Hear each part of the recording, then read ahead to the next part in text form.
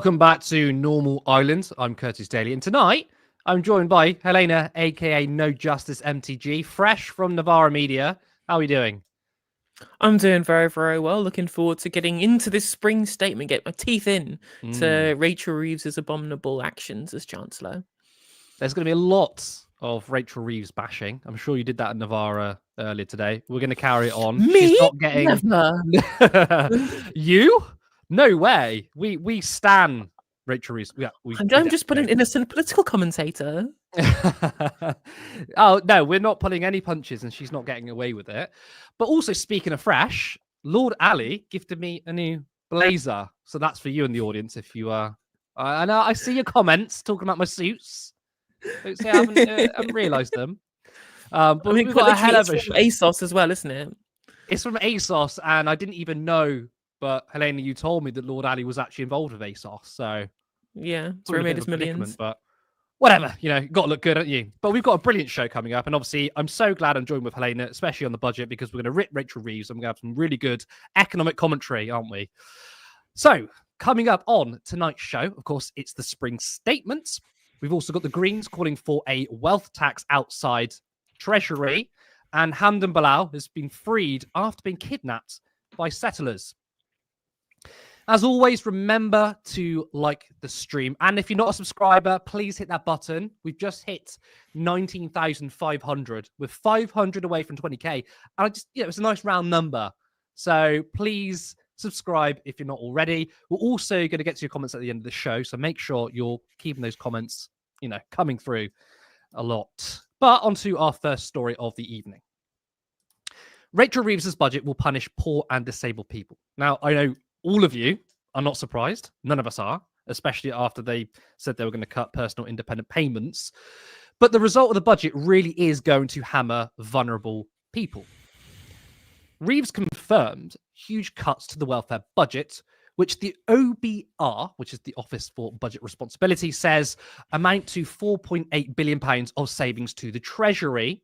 More than 3 million families will lose an average of £1,720 a year in real terms as a result of the cuts. The basic rate of universal credit will rise by about £14 per week by 2029-30, while the health element of the universal credit will be frozen for existing claimants until 29-30 and reduced to £50 for new claimants in 26-27 before being frozen. So within universal credit, Reeves is targeting what the Guardian calls as the health element, which will be slashed and then frozen. So presumably that means further cuts as it won't rise with inflation. Now, does anyone remember when Liz Kendall was asked about whether the government made an impact assessment on the plans to cut PIP? Because Kendall, she couldn't confirm it. She ignored it. Well, there's actually an impact assessment and, well, it's not good. According to government analysis, an extra 250,000 people will fall into relative poverty by 2029-30. As a result, the number of people living in relative poverty will rise to nearly 14.5 million, including an extra 50,000 children. Fuck them kids, right? That is the Labour Party, increasing child poverty. So was Kendall refusing to answer because she wasn't aware of the impact assessment, or she was aware and it was so bad that she just tried to ignore it? Either way, this is callous. Now, after all of this, Labour are saying that this is not austerity, although one person, well, he disagrees. The Labour Party in government is an enormous disappointment. I never thought I'd hear the day when a Chancellor would get up and say they're taking £5 billion out of the income of the very poorest disabled people in our society. It is a disgrace. They won't call it austerity. No. They will believe it's efficiency or spending taxpayers' money I might wisely. Call it austerity. Do you call it austerity? Yes, I do, because it is basically a role of austerity in reducing the levels of public expenditure at the expense of the poorest within our society. So that's Jezza there calling it austerity, whilst the government says it's definitely not a return to austerity. Helena, I want to get your thoughts on this budget. I mean, there is a lot more to it. We can cover all of it. But do you agree with Jeremy Corbyn that this is austerity? Yeah, absolutely. Quite frankly, there's literally what they are doing because of what they believe are turbulent markets and the potential for losing their fiscal headroom. They're cutting government departmental spending, right? They're not overall increasing the amount of public spending they're going to be putting into public services. There is an increase in the amount that they're going to pay on servicing the debt because they have engaged in bond financing of government deficits rather than monetary financing of government deficits. And because of that, they are redirecting money away from the poorest to be able to ensure that they can maintain some fiscal headroom. That's it. It's penny pinching from the Treasury. And they can give me the bullshit about, oh, well, we're just trying to help people back into work by taking away the thing that helps them stay in work. Because remember, the biggest cut here, the most cuts that are coming in this particular statement are coming out of PIP, which is not an out of work benefit. It's both people in and out of work. So a bunch of the disabled people who rely on PIP payments to be working and gives them access for the reasonable adjustments they need to make to their lives to mitigate the extra costs of being disabled. These people are going to fall out of the job market. It's going to be negative for productivity and for overall tax take and push more people into universal credit, which is what they're going to be increasing. So talking about what Sophie Ridge said there, or they won't call it austerity, they call it consolidation or like fiscal prudence. There's nothing fiscally prudent about immiserating the poorest. And of course, that should be something that we should protect the incomes of the very poorest to make sure that they don't fall into poverty. That is a stain enough. Looking at the overall, the holistic problem of poverty. I mean, in and of itself, it's an ill. It's something that should be removed at all costs.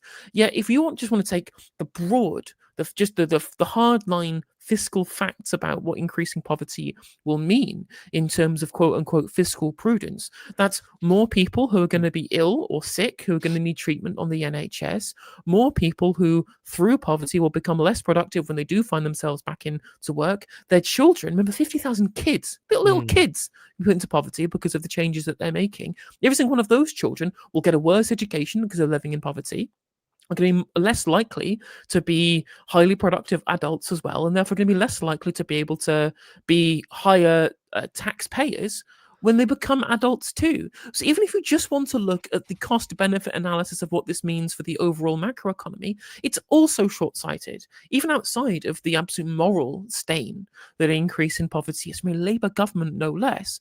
It is also not fiscally prudent. For all of Keir Starmer's talking about the end of sticking plaster politics, what is this if not a sticking plaster over Rachel Reeves' financial mess that she's got herself in by a strict adherence to fiscal rules and the refusal to raise taxes on the rich, right? This is her mess that she's got herself into, and she is expecting the poorest in society to bail her out, and it is the same kind of economic vandalism that you got from George Osborne from 2010 until 2016, when the same amount of stripping back of the public realm didn't lead to an increase in productivity. It didn't lead to a more efficient public sector. All it did was strip back service provision and make our country far less likely for people to invest in. And they've not invested. Our people have been sicker, they've been less productive, and we've been poorer as a result. And Rachel Reeves is doing the same thing. It's insane. Let's go through their talking points then. I find them really funny because you scratch the surface and it doesn't make any sense. One of them is, and Sophie Ridge she was suggesting to Jeremy Corbyn that, well, it's maybe not austerity, it's efficiency. And we heard Keir Starmer say that, I think it was to the news agents. And he said, I want a more active but agile state. We need to be efficient. That's not dog whistle, not the right term. That's euphemism number one. Second one is, well, there's a lot of economic inactivity among people on PIP.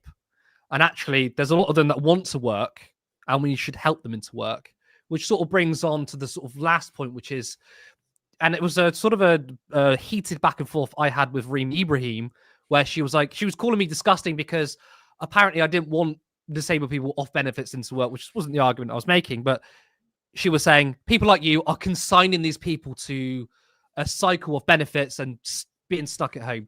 That's the euphemisms, and that is what they'll say to us lot when we say this is wrong.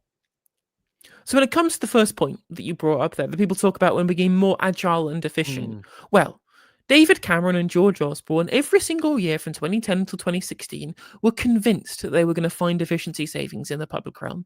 They were convinced that they were going to do so. There wouldn't be reductions in service provision. It's not going to actually make our public services worse. It's going to make them better because we're going to get the same amount of productivity, but for less. Was it true? Was it fuck? Of course it wasn't true. All we got was reductions in service provision. We flogged off, what, £15 billion of public assets to the rich who donate to the Conservative Party. Like, Darren Jones was peddling the same nonsense in the run-up to the election. We're just going to find efficiency savings. They aren't there. Newsflash, the NHS is already incredibly efficient. Like, funny, people call it over-management of the NHS, and it isn't over-managed. We're under-managed as far as OECD countries are concerned. And maybe there is an inefficiency in the NHS, but it's in procurement, it's in privatisation, it's in the amount we pay for directorial salaries and towards the dividend payouts from the profits of the private healthcare subcontractors that we pay to run NHS routine appointments when we could be doing that in-house for cheaper. It's ridiculous. You know, there are so many things that we're getting wrong. And whilst we're on the subject of the NHS, whilst we're on the NHS, right, the absolute gall, the barefaced cheek of anybody on the right of politics to try and tell us that we don't care about the disabled, when it's explicitly people like the right-wingers who have been championing the stripping away of the NHS. They have been championing austerity politics. We were told that we were too, idealistic. You know, it was the Corbynistas are actually a middle-class movement with their Gucci bags saying that we just want socialism, whereas us Labour-right people, we're the proper working class Labourites. We're the ones that actually care. You know, any Labour government's better than the Tory one, and we continue to say, well, how can you say that when, if you look at Tony Blair, he sort of definitely bought into the sort of welfare queen benefit scrounger thing. Rachel Reeves has been pining, and Liz Kendall have been pining to these benefit cuts. It's not out of economic necessity. I mean, we can find articles. There's that one going around Twitter from 2013 saying we're going to be tougher on benefits than the Tories. This is ideological. So this is completely gaslighting. But I want to touch upon this idea that, oh, well, do you know what? You guys want to keep people in the benefit trap, and we're actually trying to transform these people's lives by not offering more opportunities, but by cutting PIP. Well, there's a stat that will disprove basically the high entirety of that narrative. 40%, like 2 in 5 of people who are on incapacity benefits in this country are on NHS waiting lists. 40%. That's huge numbers of people who have incapacity, not because they are going to be consigned to the scrap heap, because they genuinely are going to be unable to work for the rest of their lives, but because of failures of investment in the NHS inventory, failure to invest in our doctors and nurses, failure to build the 40 new hospitals that Boris Johnson told us we were going to get, right? It is reduction in expenditure on the NHS. It is the problem with the fact that these people are ill through no fault of their own and because of failure of governance, because of the Conservative being in government, and of course, West Streeting want to have extra privatisation in the NHS, that has got us to a position where we have a sick society. People are talking about this like it's a welfare problem, and I want people off welfare. There are loads of disabled people out there who are stuck on NHS waiting lists who are desperate to work. They are. It's miserable. It is destructive to their mental health for them to be bedbound for the entire time and to be unable to participate in society for themselves. That's what they're saying. Not everybody likes the idea of work. Not everybody finds it edifying or personally fulfilling, but loads of these disabled people, they consistently say, they told Fraser Nelson in his bullshit documentary about it, they want to be in work, but they can't do it physically, and they can't do it because they need care. If they've got mental health problems, they need mental health care. If they've got physical health problems, they need physical health care. This is a problem in terms of the fact that we spent so much time reducing the expenditure on the NHS. For all of those years, we stripped it back, austerity cut back at its provision, and the same austerity that caused this problem in the first place is the same one that will continue this problem if Rachel Reeves does the same. People are treating this like a welfare problem and as a healthcare problem. This is the thing. They keep saying, oh, well, look at our European peers. They have recovered their level of employment from pre-pandemic and we haven't. I'm like, yeah, because they didn't have George Osborne in the Chancellor. They didn't have George Osborne with the fucking fingers on the bloody purse strings, you know? They had governments who weren't just stripping away healthcare. That's in the past. You know, you can't expect that 14 years of austerity and private contracts and ripping up the state would mean we're still living under it. Come on, that's the past. Get over it, right? Well, that's the thing. The Labour Party, they keep saying, well, the problem is we had this terrible economic inheritance, which is true. They did have a bad economic inheritance. And they uniquely blame Liz Truss. I wonder why. I wonder why they uniquely blame Liz Truss when her actual effect of the economy was reducing the positions of some pension funds and increasing interest rates when they were going up all over the world anyway. You know, like her overall position in terms of what she did to the economy, relatively small in the long run. Yet George Osborne is patient zero for the vast majority of our fiscal position that we have right now due to his economic vandalism based upon some errors on a spreadsheet. And yet, because of course he adheres to a bunch of the same Treasury orthodoxy as Rachel Reeves does, they can't make that point. They can't admonish George Osborne and say how bad austerity was. Well, at least Keir Starmer can't anymore, despite his protestations to the opposite when he was running for the leadership, when he was lying about what he actually believed about austerity and austerity politics and the efficacy of austerity, you know? Now they're in government, they're doing the same thing, expecting different results. Help me understand here. Really help me understand. These policies, which it's not done in a vacuum. We've seen George Osborne do it. We've seen 330,000 people die from it. We've got people telling the Labour Party, telling Rachel Reeves, telling Liz Kendall, this is going to kill people. Please help me understand, why are they not getting it? Are they really so, in cuckoo lands that they believe in their economic model?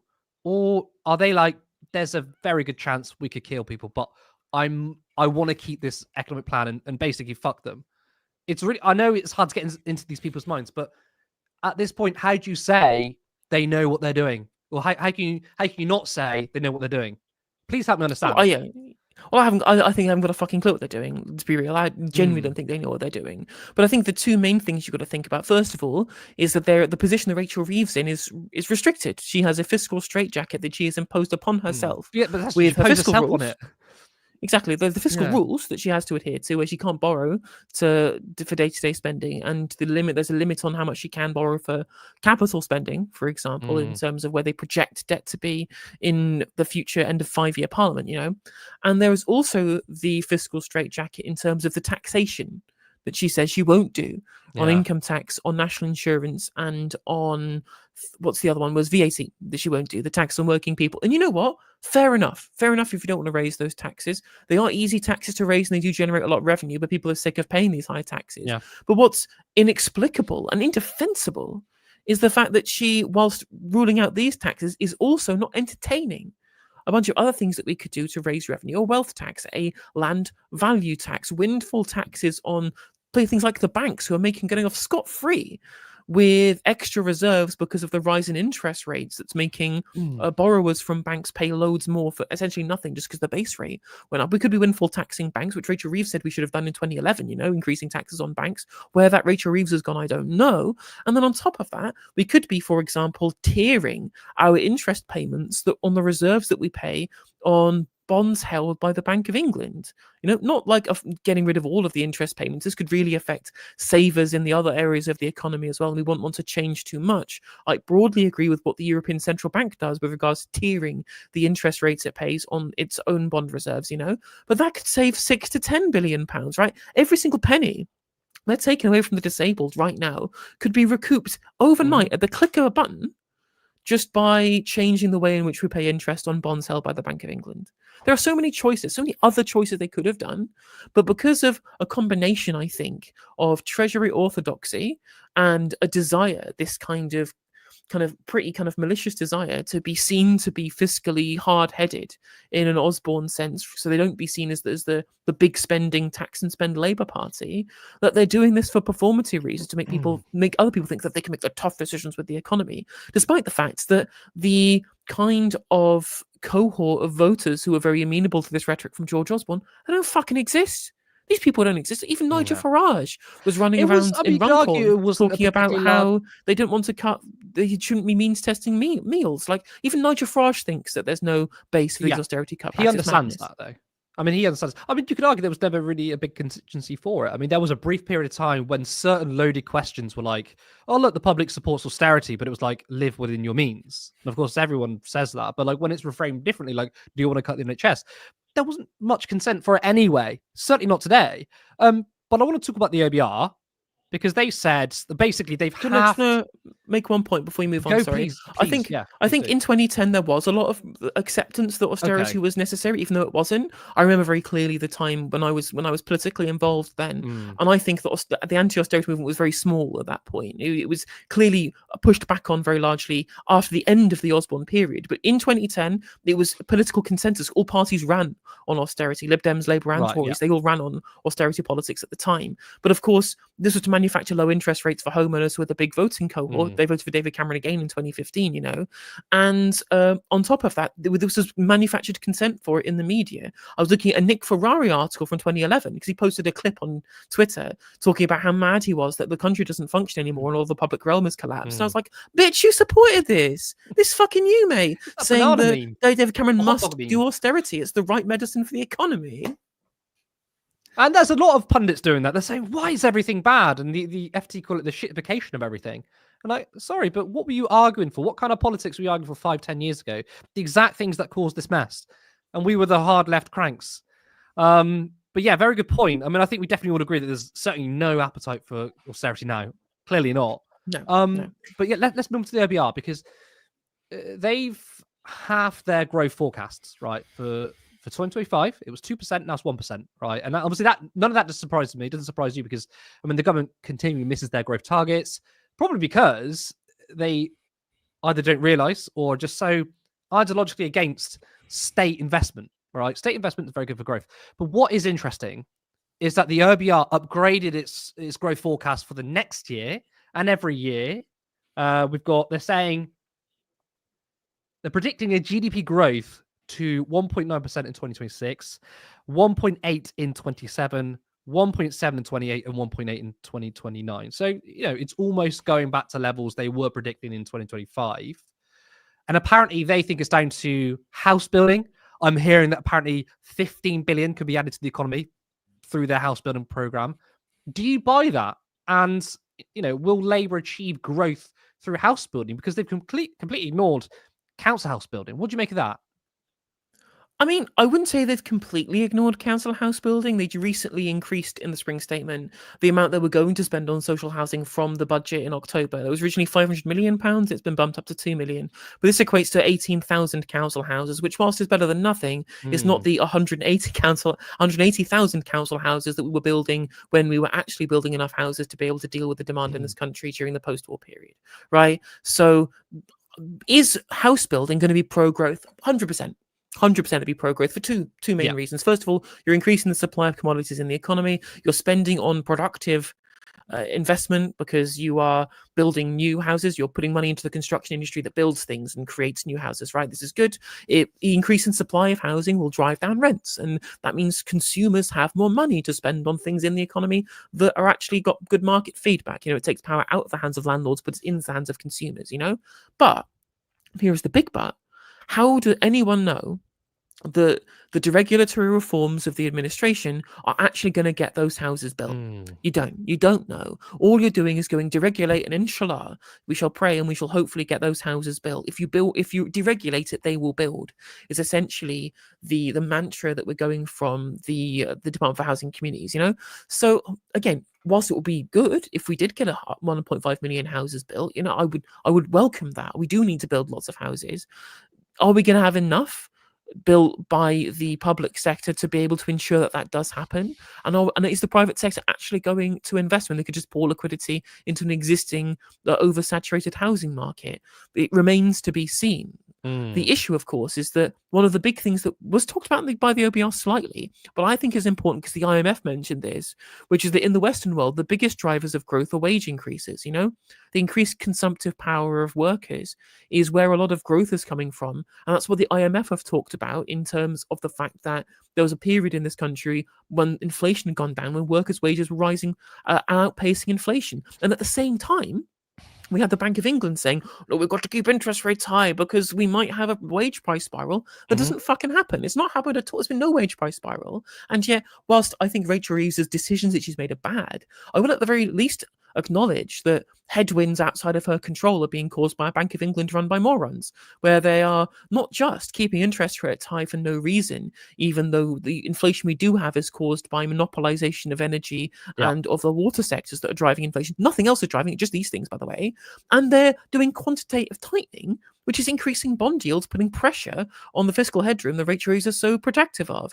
The Bank of England, which is currently independent, by the way, because of Blair, appreciate it, cheers, there's very little control they have, and they're doing insane things like keeping interest rates high and selling bonds back onto the market, which is hampering the government's ability to be able to spend, to be able to invest things that it should be doing and investing in, such as green energy and housing, and in plenty of other infrastructure like new reservoirs to ensure that we don't have sewage leaks and things like that, right? There could be loads of investment that we could be doing, and the Bank of England is hamstringing any amount of wiggle room the Treasury would otherwise have. So we've got this real kind of worst of both worlds at this point, where the Chancellor doesn't know what she's doing, and neither does the Governor of the Bank of England or the Monetary Policy Committee. There's so many more questions I want to ask. I love this kind of stuff, but I mean, it's already 8 o'clock. Still on the first story. So I'm just going to ask you, give me, I don't know, 5 or 6 words of Rachel Reeves from the budget and also her. And I want, be as nice or not as you like about Rachel Reeves. Visionless. That's the word I would use to describe Rachel Reeves. She has no vision. It is a doom loop of her own making that is constrained by the fact that she refuses to be radical. And that's the problem. Yeah. And she's so desperate to be the adult in the room of the Labour Party. And that's true. But. That's true. It is very adults in the room, isn't it? Anyway, we are going to move on. I mean, it's not entirely removed from the budget. It's still kind of sticking towards it, but it's more to do with the Green Party. So yesterday, the Green Party staged a photo op and wealth tax proposal outside the Treasury with the hopes of garnering media attention and to try and change the government's direction on the economy. The 4 MPs posed with a scale and talked about rebalancing the economy. This then coincided with a rally calling on the government to tax the rich. Speakers included Carla Denyer and Gary Stevenson. 15 years of austerity have driven our economy to the edge, and yet this government is doubling down on cuts, putting our NHS further at risk and making ordinary people bear the burden. This only increases the unfairness in the system.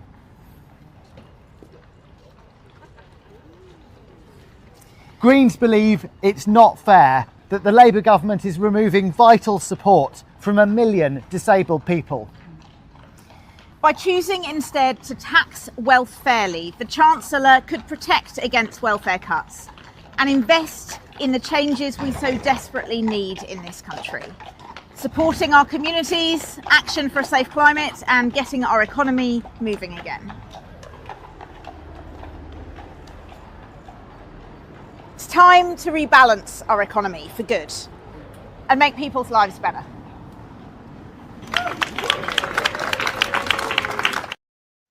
We're going to talk about that video in a second. But before that, Helena, I want to ask you, Gary Stevenson has been doing a lot of the media rounds.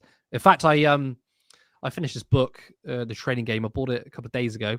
Blasted it in 2 days, and I'm a slow reader. Very, very good book. If you've not read it, please read it. It's fun. So we've got Gary Stevenson going on podcasts and stuff.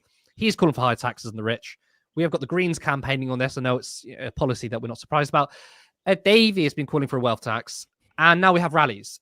Is this a sign that the left is starting, dare I say it, starting to get his act together a little bit and making clear demands? Yeah, I think so. I think that there is a broad support. There's like 70% support in polling, I think, from YouGov, if I remember correctly, in support for a wealth tax, And I think that whilst there is plenty of problems with the way the public is viewing public spending as being moving from one place to the other, going, oh, well, you're taking money away from pensioners, giving it to migrants, of course. I think a lot of people just think that we need to be spending more on public services. The biggest concern with regards with the members of the public have with the country, the NHS is right at the top. For every single cohort, no matter what voting cohort you belong to, apart from Reform UK, who care about migration slightly more, everybody, Tory, Lib Dem, Labour, Green, all of them care about the state of the NHS, and they want more money to go into it, and they want the economy rebalanced, as been pointed out in that little skit there. And I think that there is, because of the singular focus on wealth taxes because it's very easy to get the point across. Remember that the rights have been doing this for a very long time. Rather than trying to have a kind of more holistic prospectus for government that you get people to buy into, you choose an issue, you stick to the issue, and you drive it into the mainstream. You get the discourse, the posting to papers pipeline, right? Where you continually talk about it, you continually have this single thing. Because the Tories did it with Stop the Boats, right? The Tories did it so hard with Stop the Boats that there were fucking pogroms on the streets, right? Where people were chanting the words that the Prime Minister had stood on his lectern in the number 10 press office, right? That's what they did. It wasn't talk about the problems with irregular migration and how we... No, just Stop the Boats. 3-word slogan, get it into people's heads. Wealth tax now, 3-word slogan. It's gaining traction through its simplicity, and I think that's a good thing. Yeah, true. I forgot my question. I didn't want to move on to the. I want to stick to the arguments first. But it's completely gone on my head. That was it. It's gone. It's back. Whenever I make these arguments about we need to tax the rich, we need to go after the billionaire class and stuff like that, you get most people say, "Yeah, great." But to pick up on a point you made, a lot of them still go, I'm against these cuts to pensions. I'm against these cuts to benefits and disabled people. We keep giving it to illegals. And it's like, you're so close. You're very, very close. And it's very hard to not get railroaded by that. I mean, for me, I feel like what works the most is kind of, I call it flooding the market, which is obviously try not to get too much into, well, migration is good for the economy and this and that. I just kind of almost sidestep and say, just tax the wealthy. Just tax the wealthy. That will pay for stuff. Because, you don't need a political party to kind of concede on every ground. You can just flood the market with a populist message. So, I mean, what do you make of that? It is very difficult to try and get people away from being tribalist or tribalistic when it comes to migration and refugees when they're so close to that populist message. Well, I think, as you said, you've got to flood the market. I totally agree with that strategy, right? Yeah.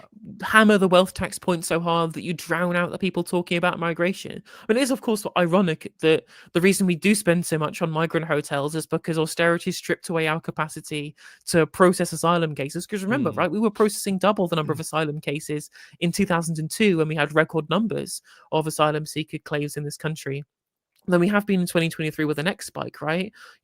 Like it was very easy for us to process asylum claims back in 2002.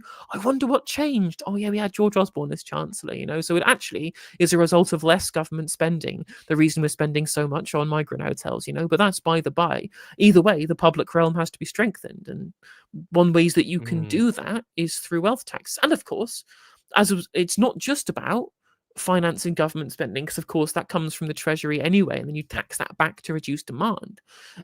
Overall, what you want to do is reduce the wealth of the super rich for two main reasons, right?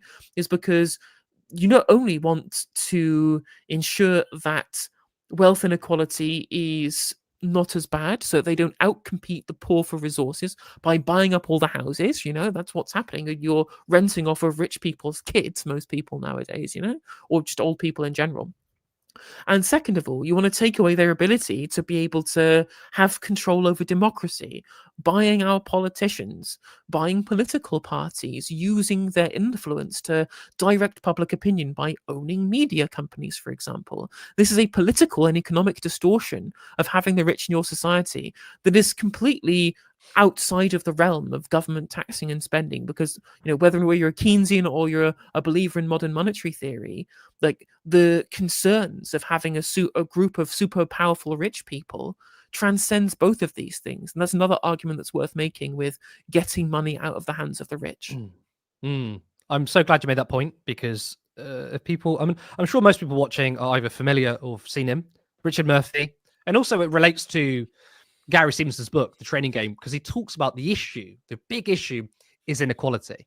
And sometimes, and this is a question I got for you, because sometimes I make the argument, I say, look, we need to tax the super rich so we can pay for public services. I know I'm not being completely honest, right? And someone with like MMT in their Twitter handle will be like, look, you don't need to say that, right? You don't need to tax the rich to fund it. You use taxes to pay it back, right? You've got we have a sovereign nation, sovereign currency. But my question to you is very hard anyway, in a very right-wing ecosystem, going on right-wing media or not, and calling for high tax on the wealthy anyway. I feel like it's kind of stacked against you, even though a majority of people who agree with you. To then go on and say, actually, basically, we have a sovereign currency. We don't need taxes actually to pay for stuff. We can pay for it anyway, and then afterwards we claim the taxes back. Actually, higher taxes is more about reducing inequality than actually raising the funds. That's even harder to argue. Are you with me on this? Do you understand why John McDonnell in 2015, even though Richard Murphy criticised him for it, to narrativize it as a tax and spend thing, as redistribution, rather than kind of explaining the sort of MMT theory? Because it's very hard for people to grasp. Are you with me on that, or?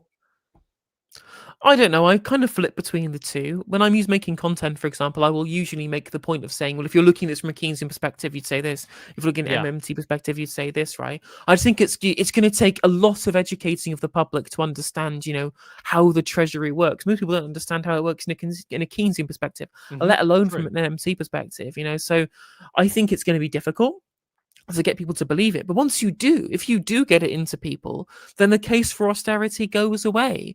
No one can fiscal headroom themselves into being politically popular when everyone understands the function of the Treasury in creating money out of thin air, So I couldn't give you a firm answer on that one. I try and cover both bases myself, but I don't have a particular strategy that I favour. Sorry, my earpiece just came out there. Whenever we make these arguments, I see it on TikTok, and Gary Stevenson's doing really, really well. He's getting popular, but you always get that person who says, yeah, we tax the rich and they leave. They always talk about capital flight. And I'm trying to say, we're talking about wealth here. So just explain to the audience, again, I'm sure the audience are well aware, explain to people how, we're talking about wealth taxes, we're talking about land value taxes. That isn't so much of a problem when it comes to capital flight. No, so property taxes. I want to change council tax anyway. So people with huge properties pay way more, and people with like 3-bed detached or semi-detached houses in the north don't pay more than people in London. It's an insane system of property taxes, right? We should have a land value tax as well. And of course, there are plenty of assets that cannot leave the country. For example, you own Chelsea Football Club, for example, you can pay tax in the UK. It's a UK-based club. Not a difficult thing to be able to tax, right? Capital flight on more intangible assets is difficult. But what you can do is you can do your taxes windfall taxes, so they have no time to be able to prepare for the tax coming and change their place that they're domiciled, so they have to pay. You can do exit taxes, so if anyone tries to change where they're domiciled for tax purposes, you get to tax them when they leave to ensure they don't take money out. Switzerland has an exit tax right now. And of course, there is Norway of a successful wealth tax, Commentator James Medlock went through all of the numbers of the Norwegian wealth tax because it'd been widely reported, so much so by Elon Musk and people, that it's now in Google's AI analytics, even though it's untrue, this claim that they lost $500 million due to the wealth tax from capital flight, when this was just some nonsense maths that was done by one person at one newspaper that was incorrect because they didn't have the right figures and formula. So when you put the actual numbers in from the official government statistics, it shows that it did raise money when they increased it from 8.8% to 1.1%. And they didn't see a huge amount of capital flight, and it was to the left of the Laffer curve. So the idea that the capital flight is this big problem, well, first of all, there are ways you can mitigate that through a land value tax. No one can move the land of Britain out of Britain, right? That's always going to be domiciled to the UK. Property taxes on things that exist in the UK. Exit taxes to stop people leaving.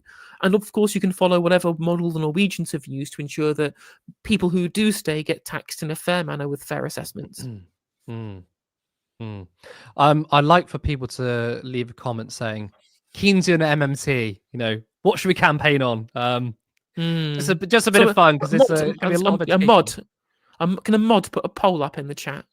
If there's a mod that can do a poll in the chat for Keynesian or MMT. Saying Keynesian or MMC, I'd be very interested in the results. Now, for those that know me, right, I support the Greens. I vote for them. I will again. And apart from a handful of seats, I do implore everyone to vote for the Green Party. You remember. However, right, I've got my criticisms of their communications. People also know that of me. And I can't help feel a little bit cringed out by this scale stunt, right? They're still giving technocratic, nice people vibes rather than sort of aggressive populism. I'm sorry, but this is a very liberal Democrat thing to do. Oh my God, it's do you so... agree? Or, or actually, media attention. There's no such thing as bad press, right? I mean, it's very Ed Davey coded. Let's be real, right? 100% Ed Davey coded. But the Lib Dems were successful at the election. They turned their 14% into 72 seats very efficiently. Or was it 12 or 13%? Either way, they were very successful. Voting, though? Or do you I mean, think maybe it that's was the because point, Ed right? Davey was? That's the thing. What I'm trying to say is that there are two different perspectives to this. Yeah. One, people say, well, any publicity is good publicity, no matter how cringe it is. Even if it is cringe, it will get stuck in people's heads. And there was the argument I make, which was that, well, actually, I think it's the ground campaign in these seats that got the Lib Dems as successfully as they did at the election. Nothing to do with Ed Davey paddleboarding on the internet, right?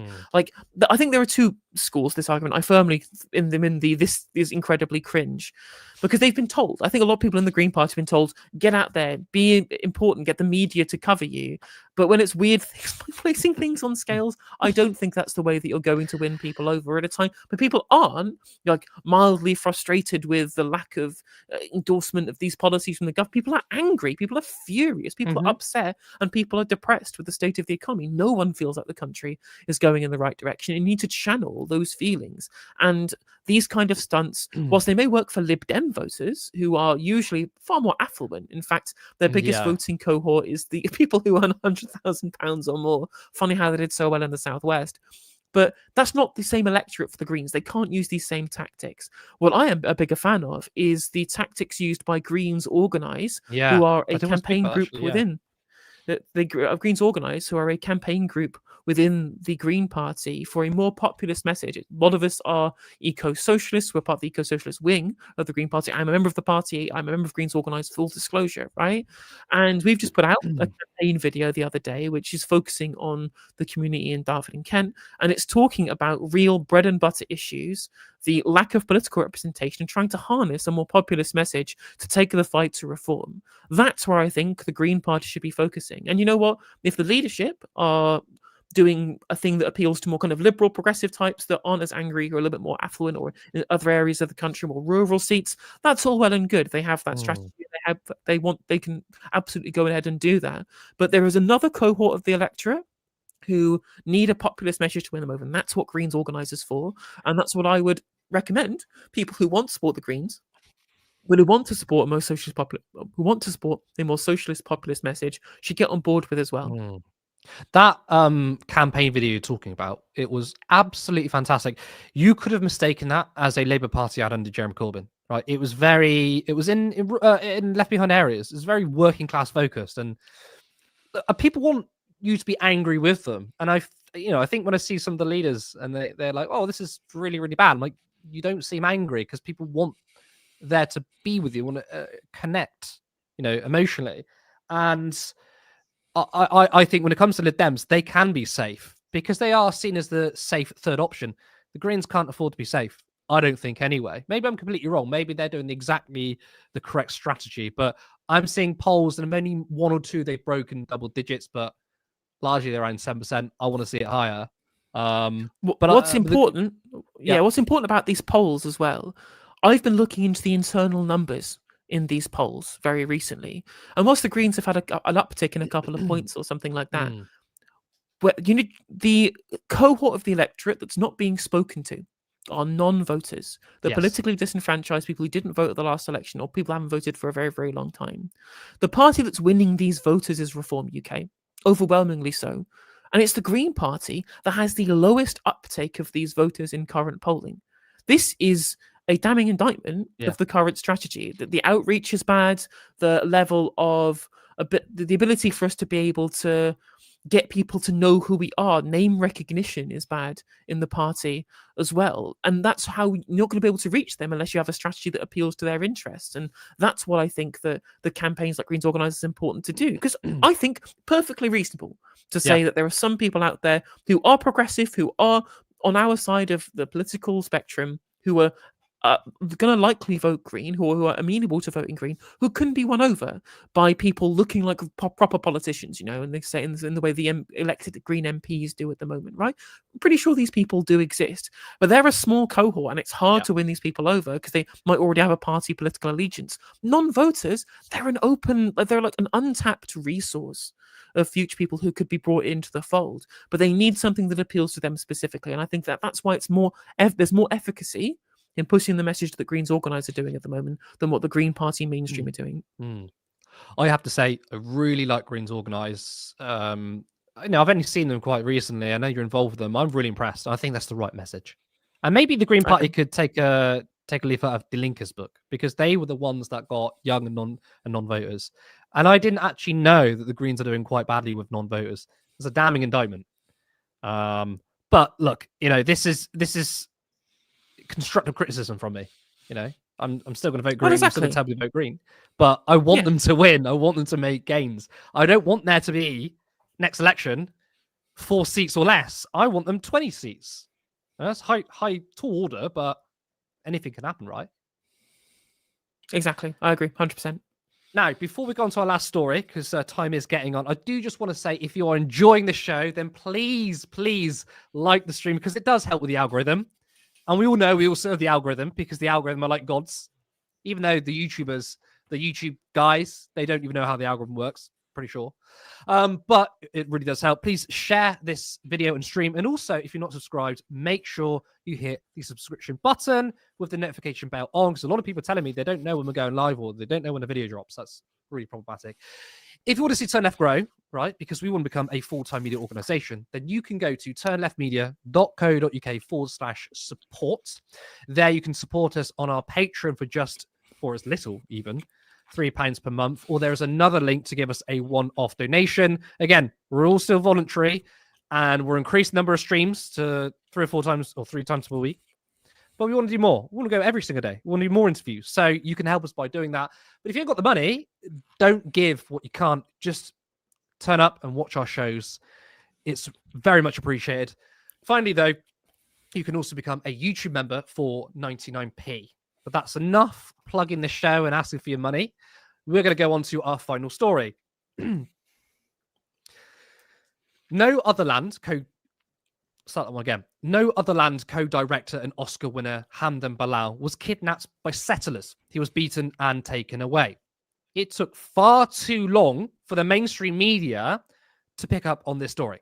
He has now been released after really not knowing his whereabouts or even if he was alive. This is Hamdan after he was released. But you can say it's like the settlers and soldiers attacking my home and start to beating me and they threaten me with the guns. I heard the voices of the soldiers. It's like laughing about me because I don't know. They said I heard like Oscar, but I didn't speak Hebrew. Maybe about that. I don't know. Now, in response, the IDF claims that, contrary to claims, no Palestinian who was inside an ambulance was arrested. The IDF spokesperson said violent clashes between Israelis and Palestinians erupted near Sisiya in the Yehuda Brigade. The clashes developed after, the IDF said, several terrorists threw stones at Israeli civilians and damaged their vehicles. Terrorists who threw stones. Or you mean the IDF was doing what it does usually, which is violent harassment, and probably some Palestinian children threw stones. Helena, after watching the video of Hamdan, he said the settlers were mentioned in the Oscars. I think it's incredibly obvious that he was targeted and beaten and then subsequently taken because of this film. This is their form of revenge, wasn't it? Oh, 100%. 100%. This is the same kind of blackbagging of prominent Palestinians in the West Bank that the Israeli settlers and the IOF have been doing for generations, you know? This isn't anything new. Of course, what it has gotten is international attention because of how prominent he is as a person and the role that he has, you know, but they are targeting people who speak out. They're targeting people who speak out against Israel. They targeted shop owners who opposed the war in Gaza. This is identical to the blackbagging of pro-Palestinian protesters in America. This is exactly the same as the Trump playbook, getting the goon squad, whether it might be ICE or whether it is the IDF, to go out there and take people off the streets for being the wrong kind of person, for having the wrong kind of opinions and throwing them and incarcerating them with no charge. The thousands of Palestinian prisoners in detention right now, you know, in administrative detention, no charges, no nothing. just like all the people flown off to El Salvadorian labor camps by the Trump administration. But it's interesting, the liberal Zionists only seem to take on opposition to one of these kinds of black baggings. Huh? Bit weird, isn't it? How when the Trump campaign does it, and believe me, it is monstrous what they're doing, people like Mahmoud Khalil. It is an absolute damning indictment of the brazen, authoritarian, borderline fascist nature of the Trump government, you know? But if it's authoritarian, borderline fascism when Trump does it, what does it make it when Netanyahu does it, when he's an explicit ethno-nationalist? When the ADF have done it for years and years and years, whilst liberal Americans were happy to vote for sending millions of their own dollars overseas, billions even, to prop up Israel as a settler state. Yeah, and you're right about the sort of liberal contradiction here, because obviously they can criticize the clampdown of free speech. Literally, you've got normal dressed or undercover police officers arresting people just going to marches, right? They can do that because they can attack Donald Trump, but they can't do that to Netanyahu because it will be basically criticizing the Zionist regime, something they don't want to do. So we can see through their bullshit. But I'm very happy to see Bilal back. But I mean, here's something to think about.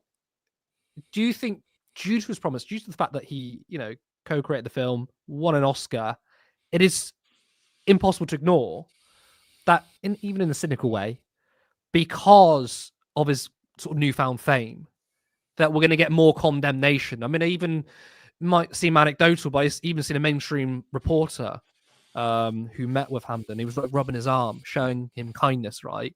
When a lot of the mainstream media sort of just look at children dying and go, oh, well. Do you think due to this specific circumstance, more people may have more sympathy?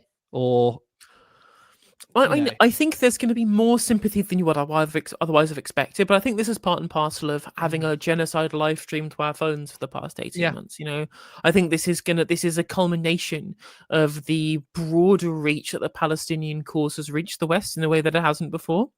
I don't think that necessarily his personal position is going to be the big deciding factor into whether or not there is large-scale outrage at what's happened here. When, of course, worse things have happened to innocent people in Palestine. When you're American, like Rachel Corrie went from was a Westerner.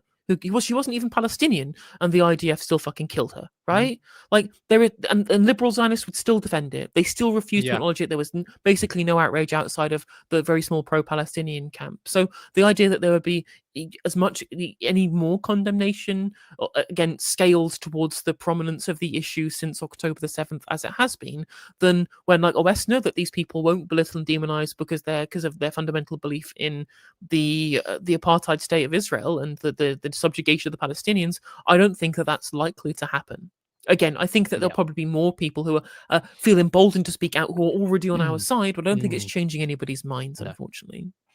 I think by this point, if you're still pro-Israel, then unsalvageable. You're unsalvageable. You are unsalvageable, and there's no amount of horrific images and video footage is going to change your mind. You are firmly pro-Israel at this point. I've always said that those who were not well versed in the history of Israel-Palestine, that maybe 1 or 2 weeks after the 7th of October, you'd understand that most people would side with Israel because they were attacked, right? That's what you would expect the position to be if they weren't, familiar with the history. But then most people, I'd say, over time were like, hold on a second. It's 10, 20, 30, 40,000. Now over 100,000 innocent Palestinians have been slaughtered. Most people are like, this is fucked up.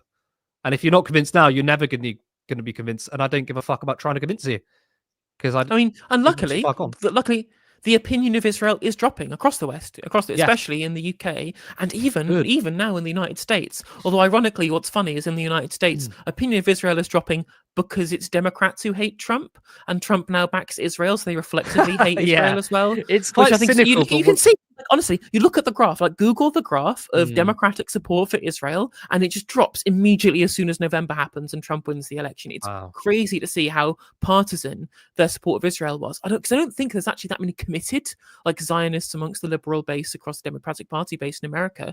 They are mostly just pro whatever the Democrats do and anti whatever Republicans do. And Joe Biden is a committed Zionist. And so they supported him regardless, and they accepted his opinions as being the zeitgeist. Now Trump's in power, they will oppose it. It's as simple as that. I mean, there's a lot of committed Zionists in the Democrat Party, and obviously part of that is AIPAC. I mean, obviously we have an Israeli lobby over here, but AIPAC is wild.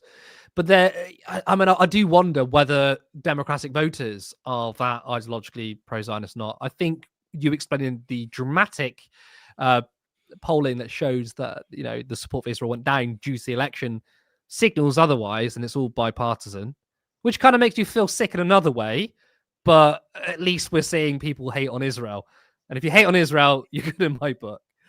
That concludes that story, but we are going to bring in our producer and we'll go through your comments. We've got the lovely Sarah. Give it up for Sarah. Give it up for Sarah. Woo! Hello, everyone. Can you guys hear me okay? Loud and clear. Okay, brilliant. So I thought, let's just start off on a high. Thank you, Specs, for the 5 turn left memberships. You're honestly a legend. Very much appreciate it. Thank you so much. And then we'll start from the newest comments and work our way back, because a lot of the comments are to do with the first couple of stories. So Vicky had said, kids throw stones in the UK too and don't spend their youth in military style prisons under military courts if they even get a trial.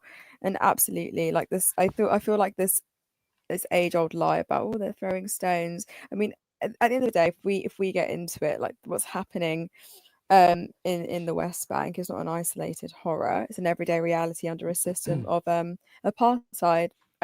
So I don't know, it's a grim reminder that Palestinian children live in a legal and moral void created by occupation and impunity. And you guys kind of mentioned that sort of stuff already.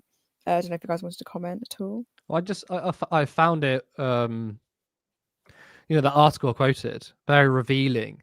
How they were saying it was terrorists throwing stones, and they've become so crazy that they can't see the irony in their own language, which is that, well, what terrorists throw stones? They're going to use rockets. Clearly, it's not a terrorist and probably a child, but obviously in their eyes, you're Palestinian and your newborn baby, you're going to be a terrorist. So.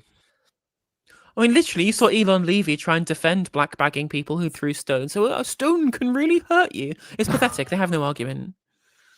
Yeah, a stone can really hurt you. That's wow. He's a piece of shit. And settler attacks have literally doubled in the last few years, and they are coordinated with or ignored by the Israeli military. And where was it? Oh my god, I've lost the comment. Oh yeah, here. Hyperx. It's no surprise if you watch the documentary, it exposes settler violence and occupation with the IDF helping them. Hamdan's family's friends were shot on camera. It's a really, really dire situation at the moment over there. And like you guys said, if people are wanting to uphold this Zionist regime, then unsalvageable, I think Helena said, and I completely agree with you. Now let's move on to class and Reeves and all the things that are happening, because that's what most of the comments were. But Erica said, can't stand Reeves, her smiling all the time makes my blood boil, despicable woman. Absolutely. And there was actually a lot of interaction happening in the chat, a lot of conversation about the need to take risk, and people responding to that, being like, well, why should the poorest people take risk, and kind of exposing the myth of risk equating hard work when that's not the case at all. But there was this comment, sorry guys, my laptop's moving slow.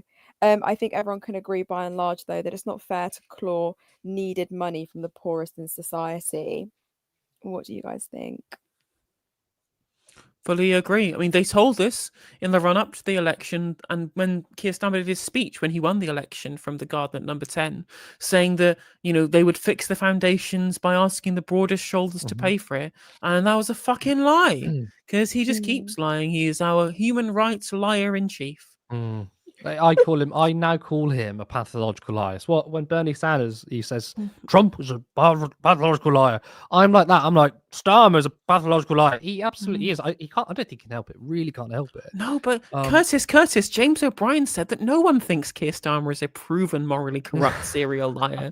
And when has James O'Brien ever got anything wrong? I mean, he literally wrote a book called How to Be Right in a World Gone Wrong, so he must be right, surely. Do you know what? I actually retract all my statements, because James O'Brien wrote that book, and he did say how to be right. Then I'm sorry. I apologize to the audience. I apologize to Helena. I apologize to James O'Brien himself. He truly is the adult in the room. If he was Labour leader, he'd be 20 points ahead. You just know that. And then everyone was kind of echoing the same thing. Graham said, "We all know we can't fix everything at once, but picking on the poorest in society is just immoral." Absolutely, completely agree. Edward said, "Remember, they can't transfer their fixed assets. That's how you effectively tax the wealthy." And Vicky was kind of echoing the same thing. Sorry, Vicky, I'm picking on you slightly, but you've made so many amazing comments. But tax wealth, not welfare, is also a good slogan that's being used on It's socials. good. And yeah, absolutely. That Why could are be we kind of a, the taxing? dementia tax in 2017 is a good slogan. I quite like that. I've seen tax wealth not work, but I like the tax wealth not welfare. Yeah, Someone I should agree with that. push I out think there. Vicky, push it out. I think it's a great Push it out, slogan. Vicky. Yeah. Come on, Vicky, you got this, girl. Right, and then where is it? Yeah, Hyperx had a question. They wanted to ask, if this was the Tories, how would we react? Labour shouldn't be given the benefit of the doubt, and if anything, in some aspects, they're worse. Thoughts? I mean, Wanna take this one? it's the problem is that there's like a non-zero amount of things in the budget that are better than what you get from the Tories, right? It's just that, and the Tories wanted them to go harder with the benefit cuts too. So the Tories are planning 12 billion of benefit cuts. Like, God knows what it would be like for the disabled if it was like that. Because I think the problem, of course, is that making these better or worse than the Tories comparisons is, I don't think, is relevant, because whether it's diet Toryism or full fat Toryism, it's still Toryism, isn't it? It's Yeah. still bad economics. It's still poor economic judgment. It's still bad statecraft, right? And whilst continual ratchet effect of trying to talk about the comparison between the two as if it's not the ideology that underpins them that's the problem, allows liberals to talk about the effective utility or the marginal utility of electing Labour because they're not the Tories, right? So the more you try and distinguish between the two, the more you get caught up in the two-party system, when the reality is that they can be as slightly better or as slightly worse as they want. I don't give a shit, because I am interested in an alternative. I'm interested in a real radical alternative that actually helps the many, not the few. And whether Labour are better or worse is by the by. Yeah, I agree. I don't think it's relevant because, first of all, look, I say, and I've been saying a lot now, I think that in a lot of ways, the Labour Party are to the right of the Conservatives. Not in everything. I'm not one of those people. But I do think there are significant places where they are. But that's also down to the Overton window, because materially, Labour could be to the right on the economy in some things. But if the Tories were in, they'd be more right-wing, potentially. And why I agree with Helena that it's not relevant, it's because at the end of the day, the argument essentially is, well, okay, Labour are pushing 50,000 kids in poverty. And you know what? We could have had the Tories and it could have been 75 or 100,000. So I guess the first 50,000 is free. It's not how it works, is it? I mean, it's equally disgusting, even if you can come up with a theoretical number of how much the Tories would punish the poor and disabled. The Labour Party are punishing the poor and disabled, and they are the ones in government, and it's all about holding power to account. So I will treat them as well, they are the Conservative Party, but I would treat them exactly as the way as I would treat the Conservative Party government, because it's not vibes, it's not based on the colour of your rosette, it's based on policy, and they're doing Toryism. Absolutely. Plain and simple. Because how would you respond to this then? This just came up. There will always be a two-party system. If you don't like the parties, change them, not the system. How would you respond to that? Well, I would think that that's reasonable when you look at, for example, the United States, where there's open primaries. If you wanted to do entryism into a party, it's very easy. And you cannot change Labour anymore. Every single avenue to changing them, whether it's going to the conference, being a member, running to be a parliamentary candidate, or trying to get policy sorted through the National Policy Forum, all of these avenues are gone. All power has been subsumed in the Labour Party by the Politburo, by McSweeney, McFadden, Reeves, Starmer, Labour Together, and all of their donors who represent the interests of the very wealthy. Like, there was a time where this statement would be very, very correct, and I would have agreed with you. And that's what happened in 2015. People joined Labour because they wanted to see a different Labour Party from austerity light that was being promised by Miliband Bulls. And then they will never, ever, ever in the Labour Party from the right-wing Politburo let that happen again. They've been burnt once before by what happened with Jeremy Corbyn in 2015. And so they want to shut out any democratic participation from the membership and centralise all power within Keir Starmer and whoever his anointed successor will be. They even tried to change the way leaders were selected. So if they were in government, they would be selected by the PLP unilaterally, who were all basically entirely approved by McSweeney because they were controlling selections. You know, this is a closed system that is impossible to change. It is entirely impervious to internal and external pressures to change. So the only option is an alternative. which is not the same, I believe personally, with the Democratic Party. Now, while the Yeah. Democrats will always be pretty left, like liberal and not left wing, at least you can get candidates through the open primary system that represent left wing values, even if they're not, like, even if they're only Democrats in name only, because they're too left wing. That doesn't happen in the Labour Party anymore. They get blocked. They get stopped, right? Whereas you can fight APAC in the ballot box. You can't fight Pat McFadden when he's deciding who gets to become a Labour Party PPC and how the votes in conference affect how the policy is made. Yeah, we tried that experiment, as Helena said, in 2015, and we did very well. And a lot of people who were disillusioned with the Labour Party came back to the party. There are a lot of people who never voted before came into the party. That was the experiment, and we tried to do that. And as Helena's just outlined, you can't do that anymore with the Labour Party. But there's a reason why who advocates for not voting for the two major parties in this system in the UK, and why I would vote for the Democrats in the US. And it is because they have a presidential system. We kind of do have a two-party system in a sense that, yes, there's only going to be one party that's going to form a government, but we don't have a two-party system in terms of parliament, right? The Greens have 4 seats. Reform have 5. Well, it's actually technically 4. They're going to get a lot more. So that's not a two-party system. So you can get coalition building. And also, this is about, with Parliament, it's about the makeup of Parliament. We can have political pressure. So we can potentially add some kind of pressure on the government if there's a lot more left-wing independents or Green MPs. And then also the fact that the Republican Party are fucking insane. Now, the Conservatives and the Labour Party, I think they're pretty crazy. But look at what is happening in the US. I would happily hold my nose and vote for a Democrat, even when they're supporting genocide, with what you're getting now, which is basically moving toward fascism. So, yeah. I get your argument, but I think that only to me kind of makes sense in America. Over here, we do have a very, very small chance, and potentially one day we could get PR anyway. Yeah. Unlikely, but No, completely agree. Graham said this after the Corbyn video. Stop punishing disabled people, Corbyn said anti-Semitically. Yeah, Daily that was Mail pretty tomorrow. anti-Semitic, wasn't it? Yeah, they will somehow always make Corbyn, just paint him with that sort of tarnish him with that brush. And then just a couple more.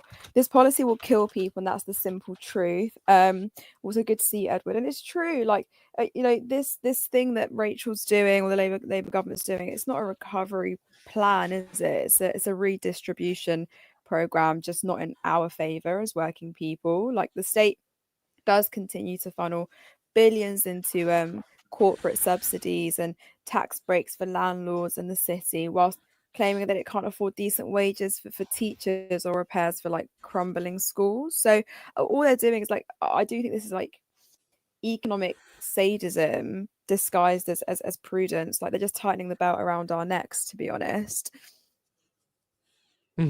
Yeah, and it's going to kill people. Callum did a report. Callum did a report. He went to the event, the Green Party event, and obviously the rally, and he was kind of trying to push the leaders, saying, "Is this going to kill people?" And they gave a technocratic answer. It was like, "Oh, we find this very, very troubling. Whatever. It's going to fucking kill people, just as George Osborne's austerity did. Plain and simple." Absolutely. And last comment: hitting the disabled. Typical of Labour and the Tories, attacking those who can't do anything about it. Yeah, I mean, if you don't, like, the people who are most vulnerable, the people who are most, I think, who will be most impacted by it are the ones that won't be able to. I mean, they can speak up about it, but the likelihood that they'll be listened to, I think, is slim to none. So it's they're the easy target, right? Because I fucking hate it when politicians go, "Well, it's all about, we're making tough decisions." That's not a tough decision, right? If it was such a hard decision, then why do successive governments keep making the same decision, right? I tell you what is a tough decision: getting bankrolled by John Cordwell and the billionaire class, and then turn around and saying, "Thank you for that money. You're getting fucking taxed now."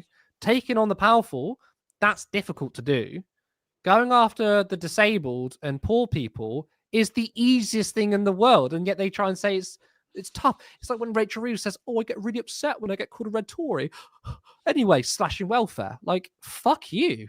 Seriously, fuck you. Stop gaslighting us and saying it's a difficult decision. It's very fucking easy. And you're right. It's a Labour Tory playbook.